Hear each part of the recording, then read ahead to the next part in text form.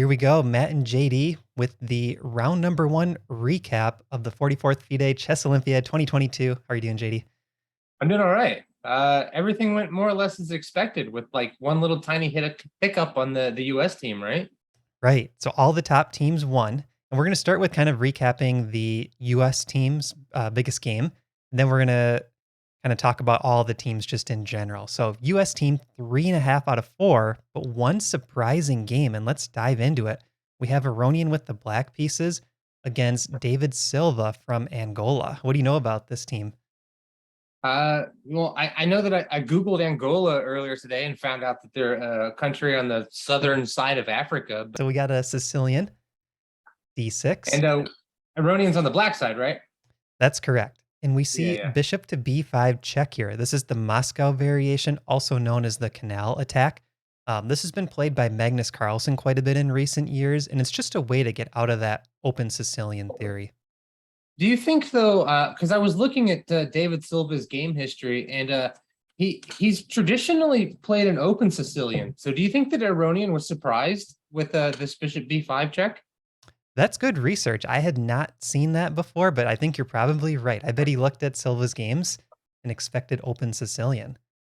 And we're going to see a couple surprises coming up from Silva, which I really like. Like he's going at a super GM trying to win. Okay, so knight d7, it's the fashionable move. This has in recent times been a little more popular in the bishop block. c3, knight f6, bishop to d3. Now here's something interesting I found in my research. Silva played the third most common move, both on c3 and the third most common move on bishop to d3. So we're in very rare territory. And it seems like he's kind of following Joe Bava's repertoire here as white. And it also seems like that this c3 bishop back to d3, it must be prep because it's just not a very natural move to beat the bishop back to d3, right? I agree with that. I mean, you sometimes see it in like some kind of Roy Lopez positions where you get that bishop on the diagonal, but in the Sicilian, it's much less common. Now we see knight to e5 by Aronian, and here's something cool. I looked up the stats on this move, and Yeah. Aronian actually played this exact position twice, but from the white side. So Aronian played this rare line against MVL back in 2018 London Classic twice, and they each won one game. And you know Silva did his prep. Like he probably knew this going into the game, and he's like, "I'm going to play this line that you played 4 years ago and see what you got cooked up as black." That seems risky, though, that he would play into a line that he knows Aronian is like has played a few different times. I wonder if part of it's like the psychology of it though too, because Aronian plays knight e5, which was the move that MVL played, but it's really not the most testing move, I don't think. Okay. And we see this trade occur in bishop c2. And now at this point, we're down to just one game in the database, and the white player was like 1700 and black was around 2000. So pretty much here, we're on our own already, 7 moves in. Well, we're on our own, but that doesn't mean Aronian is. Yeah, they're kind of in new territory, but they could still be in prep. You're right. Okay, so the next few moves, just natural developing moves. Both sides get castled. And at this point, it seems pretty equal. The engine's saying equal. You see the eval bar here, 0.0. And white has one extra pawn that's not doubled, right? So black has the doubled E pawns. White has this pawn on D3. So there is the potential maybe for black to pile up on it. But the downside for black is you do have doubled pawns. And it's not just that you have double pawns. It's this pawn on e5 is kind of stunting his own bishop. So I think that he would much prefer the pawn to be back on d6 or even d7. So he could probably have some ideas of like d5 coming up. But here he doesn't. Black doesn't really have a break unless he's going to move the knight and play f5 or even like c4. But that's not much of a break. It doesn't seem like. All right. So yeah, I just feel like that white to me feels like they have more active options available to them because I see they have at least three different pawn breaks that they could go for. I mean, none of them are probably reasonable right now, but it does seem like that these are some options that white does have, whereas black, the only pawn break they really have is maybe f5 or c4, and to my eye, neither one of them look terribly appealing. I agree with you. And one thing I like about how Silva plays this position is he goes extremely solid. So he's got the white pieces against a super GM. We're looking at like a 460 point rating difference. He goes H3 here. And that's exactly right. He's preventing knight to G4, which attacks the bishop. And if black gets knight G4 in, maybe then we see F5, right? So he's just saying, okay, I'm going to shut down your main plan here, pawn to H3. Yeah, I like that. But then the follow up, I also sort of like. We're highlighting this D3 square, which we said is possibly a weak point for white. So I think that the bishop coming out to A6 is quite an active square. And we already have ideas of just lifting the queen and maybe just piling up all of the pieces against this D3, possibly. I agree with you. And that's what Aronian ends up doing. And when you get positions like this, where you have the same number of attackers as you have defenders, you have to be careful from the defending side, right? Tactics could very easily go in black's favor here. Yeah, exactly. We could see a situation where a piece gets pinned. So if he just doubled up behind it, then C4 might come because you wouldn't have the option of taking it, perhaps. Right. So now we see knight to A3 by Silva. And this is kind of a creative way to defend against a third attacker on D3. So rook A to D8. And I thought here knight to C4 would be played. That kind of made the most sense to me, blocking this bishop's attack of D3 and saying, hey, I'm okay with doubling my pawns because in the end, I get the bishop pair against knight and bishop. Instead, he plays queen to F3, and I was a little bit surprised by this move. Yeah, it certainly looks like that might just hang the pawn, but I suppose probably not, because if we were to take it, one of these rooks would just slide over, and we might run into some troubles here. Yeah, this is going to lose the bishop. C4 doesn't help because there's simply knight takes C4. Which highlights the point of why knight A3 happened. Yes. So now we see knight to H5 by Aronian. This is a very nice idea. I think Aronian's doing a good job trying to bring the pressure on his 2300 rated opponent, and Silva's an IM. Aronian's a super GM, right? So he's trying to press for the win. This knight wants to come to F4, and this F pawn may want to come up to F5 still and try to get a little kingside play going. Rook A to D1 played, putting an extra defender on D3. Bishop back to B7, and now we see bishop to B3 by white, targeting this F pawn, pinning it to the king, and I think white wants to eventually play D4 here in kind of like a Roy Lopez-esque position. Yeah, I think that makes sense. And then, I mean, this position does look a lot like a King's Indian. If you look at the black structure on the king side, at the very least, with this pawn on E5, the only difference is that this pawn would like to be on D6 instead. I like this move, just stepping out of the bishop, but then also maybe preparing this F5. Yeah, I like that too. Queen to G4 by white. And now we see queen to C6, and Aronian's got a trick in mind here. He actually wants to just play F5 straight away. And black has queen and bishop lined up with this checkmate threat on G2. And the queen on G4 is in a tough spot. She has to figure out, how do I defend against these mate threats after F5 comes? Okay. And so, I mean, the move that was played was bishop D5, which I think seems incredibly natural. But let's just say that, for example, a random move like King H1. How does this happen? What happens now? So I think Aronian will play F5. Let's put Okay. queen back on E2. And now there's F4 targeting the bishop. Let's say the bishop retreats. And now we see pawn to F3 defended by the rook. So white has to take with pawn, bishop to C8. And you can start to sense all of black's pieces are coming into the attack. And this is actually a -3 advantage according to Stockfish. So pretty strong attacking potential here if Silva allows pawn to F5.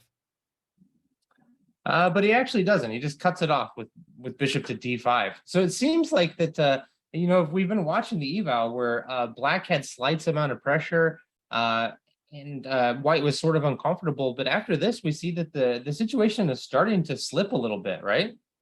Yeah, I think Aronian's losing his initiative, and I think Aronian must have seen bishop to D5 and had this in mind because he plays rook takes D5 and exchange sacrifice, bishop and pawn for the rook, and now we see Aronian's initiative is back in full force with the queen and bishop battery hitting G2.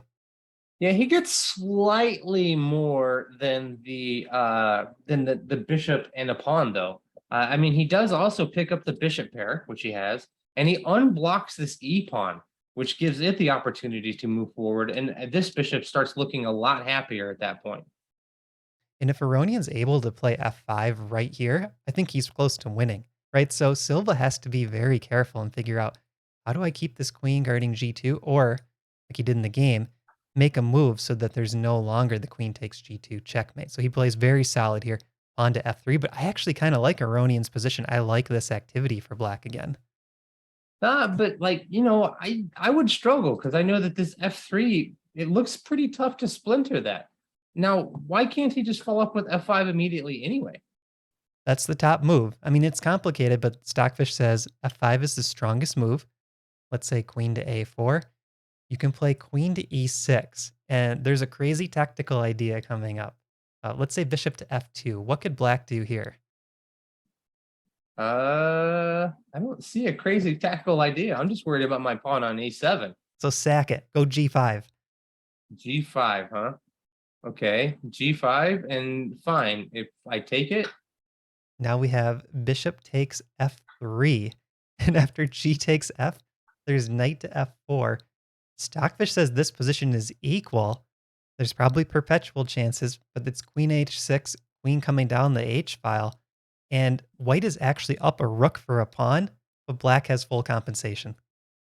that would be amazing. I wonder, do you suppose that this was his plan when he got to this point and he chickened out? Because what he played instead was not this. He went, oops, sorry, I jumped into the wrong line there. After bishop d5 takes, here he just dropped the queen back. Yeah, I think he did chicken out because there's no way he wants to play passive here. One thing to note in this position, because white is up in material, white is up 1 point, the queen trade here actually kills a lot of black's counter chances. So Mm-hmm. Aronian has to constantly watch out for the queen trade, and Silva takes advantage of it. He starts with queen c4, and this is already threatening d4, and it's also kind of eyeing these annoying queen trade threats. So are we saying this is the moment? Because I was looking over this, and there's no surprise that this game didn't go in Aronian's favor. Is there any? Do you think that this is the moment where he lost his chance and that the tide started to turn? I think coming up on this next move, queen d6. So this is sort of the last chance according to Stockfish. So obviously we're criticizing players that are high rated than us. We have the engine to help. He's not as high rated as us combined. That's true. But f5 is the way to go. F5 is the way to play for that initiative, keep it going. You're definitely looking at pawn to f4, hitting this bishop, opening up this light diagonal. But for some reason, Aronian did not go for it. He plays queen to d6, and after queen to a4, there's this annoying threat of queen takes a7, and b4 is sometimes in the air. And Aronian plays queen to b8. I don't understand it. I think at this point he is actually okay with the draw. What do you think? Yeah, I mean, at this point, also though, he knows that there's two other boards going on in his, at least two other boards where they're clearly winning, and so there's no pressure on him to win this. Do you suppose that maybe he looked at the board situation and saw there's no pressure for him to win, and so maybe he should just try to not complicate matters and not take any risk and just make sure he doesn't lose? I think you're probably right. I think it's a long-term strategy. They're okay with 3.5 out of 4 in this round. And, maybe I he's do also think this thinking is funny mental. though. We get one, two, three, four queen moves in a row, and you can't convince me that the queen is more active on b8 than it was on d5. Yeah. So I can't help but think that in the last few moves, black's position has worsened. Yeah, I agree with you. I was thinking maybe he wants to save a little mental energy too. Trying to calculate a very precise attack is harder than just trying to hold this position where that maybe Aronian feels it's a pretty easy draw. Yeah, perhaps so. So going forward, we had the queen back to b8. Now we see b4 by Silva. Which Takes, I like takes. because it tries to break down on this dark square bind that black really had. And so that is really stunting this bishop. And so after we get some of these pawns off of dark squares, our own bishop has an opportunity to perhaps play a bit more. It's a great point. And we see on this next move, Silva puts the remaining pawn on a light square. So every single pawn's on light squares. That works really well with that bishop that's on dark squares. Knight f6. Okay, this is kind of the first mistake by Aronian where we go from like equal territory or maybe just, small edge for white to maybe white now is pushing for the win. This is a mistake, and it's hard to see why, but the idea is this knight wants to come to f4 eventually, and bringing it back to f6 is just the wrong plan according to Stockfish. It's too passive. Yeah, I mean, it makes sense why he wants to do something with that knight, though, because if you're not going to attack with f5 or g5, what is this knight really going to do over here? I mean, what's so bad if I just try to come here immediately? Are you going to take it? I suppose you are, and then your own pawns start marching up the board and you take all kinds of space from me. And I think in this current position, there's a tactic takes, takes, and rook takes e7. So you could start with like bishop to f6, for example. Let's say white goes for queenside play. Now you could stick your knight in f4. Yeah, Uh, that makes a lot of sense. And perhaps this was the way to go. But I mean, the files are starting to open up, and these rooks are going to show what they're capable of if we open too many files. yeah, and maybe Aronian at least here can open diagonals a bit for his bishops, but I agree with you. I think white's still, got the dominating rooks. It's going to be a tough position.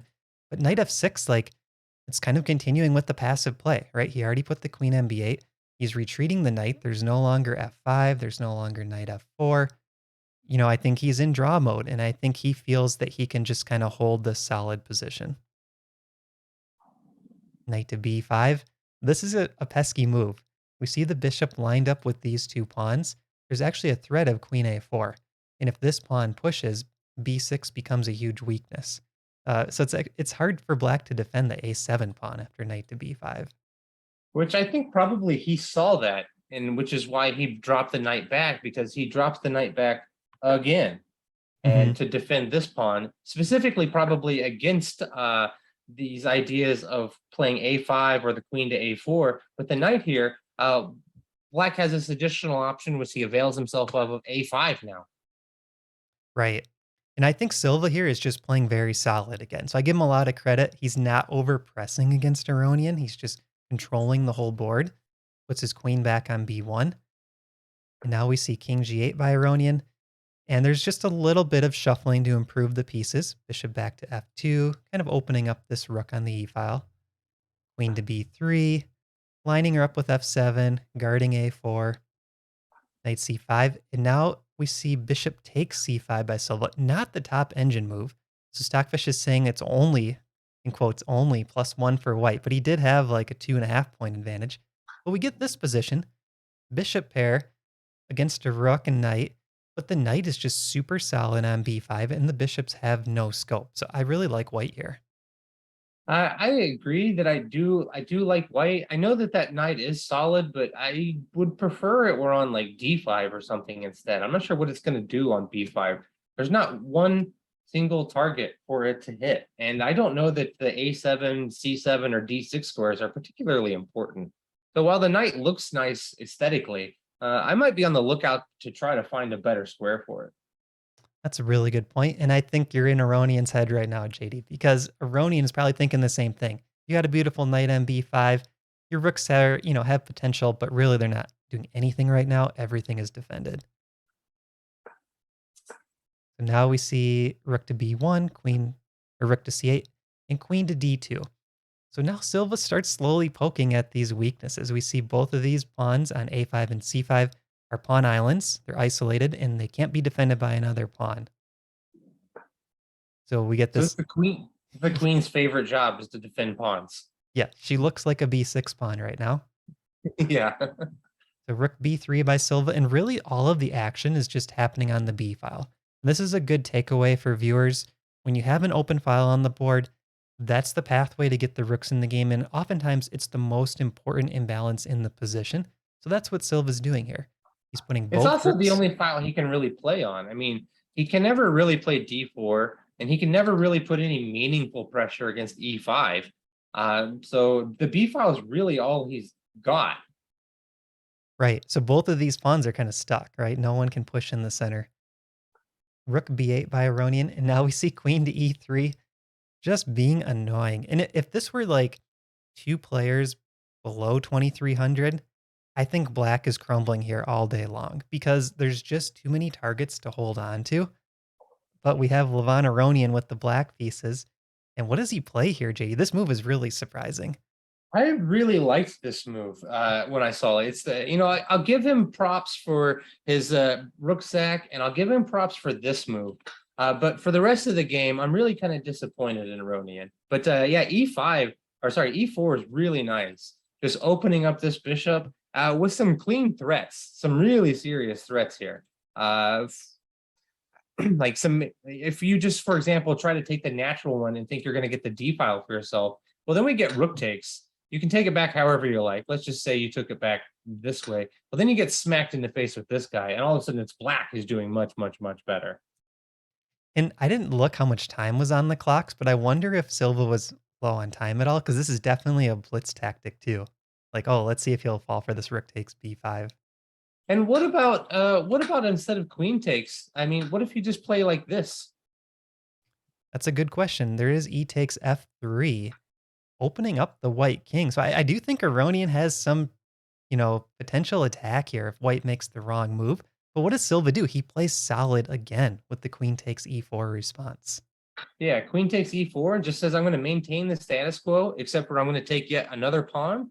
But, that pawn might have been the worst enemy in black's camp, because like now this bishop is so much more active, has access to d4, c3, making his own little stab at the b file even a little bit. And yeah, I just think this was a really nice move. I'm not sure it quite redeems his sort of passive queen retreats, but I'll give him this one.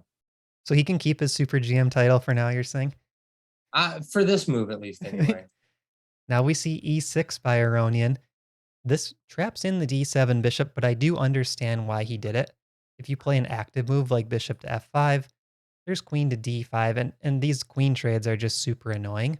So I think Aronian, again, is just thinking, what's the easiest way to hold this position, hold the draw, and he believes that it's pawn to e6. And we're going to see coming up, even with Stockfish helping me out, it was very hard to figure out ways for white to press this advantage. Queen f4. Solid again, JD. He's looking at the queen trade. King h1. Yeah, I think maybe he's looking at these holes around his king and the sort of lack of pieces there, and maybe that's why he wants to go for the queen trade. But also, I mean, he is just up a considerable amount of material. So it just seems like that he could definitely torture black for a long time if he wanted to here. And I'm thinking too, if I'm David Silva, I'm framing this score sheet. So as long as I don't lose the game, I'm probably happy with a win or a draw. And I think that's what he's doing here. Queen to d6, this is 2-result territory in my opinion. I don't think white's ever losing this game if the queens come off the board and you're playing Aronian. Like, that's a good result, right? Yeah, of course. Well, okay. It's a good result at the start of the game, but once you get to this point, I don't care who you're playing against. A draw for white is not a good result at this point. And this is where they agreed to a draw, right here, bishop to f8. You see the eval bar, 3.4. 3.4 advantage in a low-risk position. I mean, you got to play this out if you're Silva. I don't know how you agree to a draw here. Like, I don't care if you're playing Magnus Carlsen. You have the chance to beat Levon Aronian. Pretty good chances. Okay, so what would you say the odds are based on their ratings and the position, win, draw, and loss if they play this out? What are the odds? Okay, this is okay. Based on the rating, 400 points. So I would say, man, I think white probably has a good 50% chance to win. Yeah, that's about what I was thinking. I was going to say 45, 45, 10. And the 10 is like maybe if you're in time pressure. Yeah. So I just don't. I realize that he gets to go home and frame a score sheet because he accepted a draw and he gets to. But like, I hope that he spends the rest of his life at least a little bit of moment, and as he lays down and put his head on his pillow, that he realizes that he was a bit of a chicken. I agree. Like one, I'm disappointed in Aronian for not wiping this I am trash off the floor like he's supposed to. I don't know what happened. Like he chickened out, didn't play this f5 maneuver, didn't sack the bishop on f3, and then White just like lets him get away with it. He lets him get away with all these like weird passive backwards queen moves. I'm just not a big fan. I feel like that there's lots of things that you could play for here. Even if you just trade the queens and just try to go along. I mean, you could just go set your king on e2. This d3 pawn's probably safe forever, and you could. I have a hard time understanding how you don't get to harass this a pawn at some point. Let me show you the research I did. So I was playing around with this with Stockfish. I did have to change my lines a few times for white because I was giving black a little more counterplay than I wanted. But I think you're exactly right. Let's first try to bring this king into the center. King g1. Now let's say bishop to g7 by black. King f2. And one thing that black wants to do here, prevent a rook to b8, getting that rook on the back rank. So you can play bishop to e5, guarding this square. And the other thing that bishop e5 does is it sort of provokes f4 by white after this king comes up. And if f4 gets played, that opens up this bishop, right? So each time a pawn pushes forward, it could create some new weaknesses. But here I was thinking king e3, and then knight back to c3. So the knight is guarding this pawn on a4, which the bishop attacks. And if black wants to trade the knight and win this pawn, there's simply rook to a3 winning the pawn back. So that makes the win even easier for white. What do you Yeah, think of and this once so far? so far, this is exactly what I was already kind of thinking, like that we would have to drop this knight back, defend this pawn because of this. And then eventually one of these pawns is going to fall, especially if black tries to lop off this knight because I don't have a dark squared bishop, which is really the only, I need probably two pieces to defend each of these dark square pawns because I have two knights and this bishop can't help defend the c5 or the a5. So black, I don't feel like can afford to let go of their dark square bishop. I agree with you. And so at this point already in my prep for this video, I had already made sort of two moves for white that I wasn't happy with. The first was I played f4, and I wasn't happy with that play against g2 by the bishop. The second move I made that I was unhappy with is I was trying for these type ideas, knight a7, which Stockfish does like, but I don't really like giving black this pawn because black holds the a pawn for quite a while.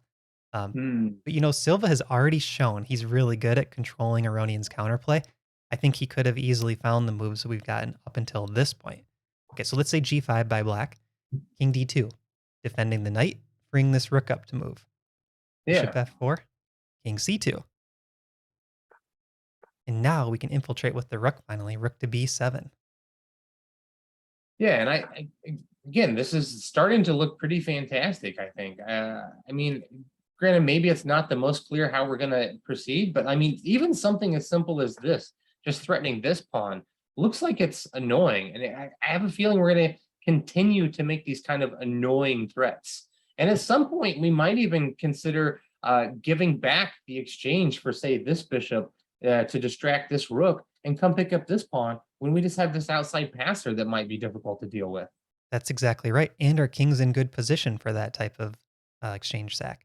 So now we could do something like knight to d5 check in this position, the e-pawn pinned, swap this bishop off, bring the rook back to guard this, and look at black's two pieces.